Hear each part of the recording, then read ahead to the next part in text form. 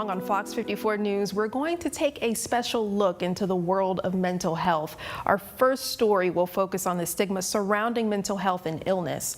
Our Nixon Norman spoke with a local licensed professional about that stigma and where it comes from. Nixon, what have you learned? Kanisha, not everyone deals with mental illness, but we all have our own mental health to worry about. None of us are much different, and at any time, anyone can develop a mental illness. That's why it's important to talk about the stigma around mental illness in an effort to eventually break that stigma.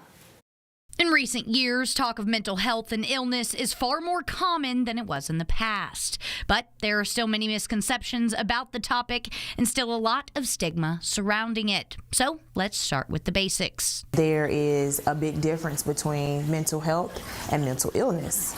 Mental health in general is talked about all the time, from people posting real-life experiences with mental health online to celebrities and public figures talking openly about their mental health. In today's world, the term mental health is usually pretty well received and understood. Mental health is just, your overall health of your mind, your body, all the things that connect so that you can, function properly in your everyday functioning. But change that phrase to mental illness instead of mental health. People's ears may perk up. Mental illness is something that you're actually diagnosed with.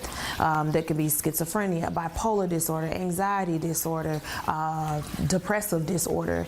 And so those things require you to get a little bit more help. The word illness being attached can lead people to feel guarded or more cautious around someone they may know with a diagnosis. But remember, diagnosis or not, we're all human. I think people tie in the fact of physical illness, they tie it in with mental illness. And so automatically something's wrong. Like something's wrong with your mind, or that word crazy comes up and automatically you have to get put on medication when that's actually not the case. There's also a lot of stigma around treatment, especially when it comes to taking medication. A lot of people also don't know that it is your choice whether or not you will or you won't take the medication. So it's always great to ask questions. I think some people may be afraid to just ask. There's a particular idea around medication used to treat mental illness, that it may cause you to lose your sparkle or personality, that you may become zombie-like. But in reality, sometimes it just takes a couple of tries to get the right formula going. Medication has side effects, and so one medication doesn't work for the same person. So a lot of psychiatrists, they like to help you regulate, they like to help you get the right medication for yourself. And so that's not always the truth that you will be a zombie. Everybody just responds differently to medication. Talk therapy also has a lot of stigma around it. Many people may view talking to a therapist as weak, as if you're not strong enough to handle your issues on your own. It's actually one of the strongest things that you can do is to talk to somebody and talk therapy. The journey to treating mental illness can be long and hard. But remember, one of the hardest steps to take is that first step.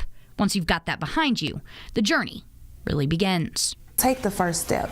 Taking that first step is important. Just making the phone call to even schedule the appointment is big. As I mentioned, we will continue this conversation on mental health all month long, but for more information on stigma around mental illness, visit fox54.com.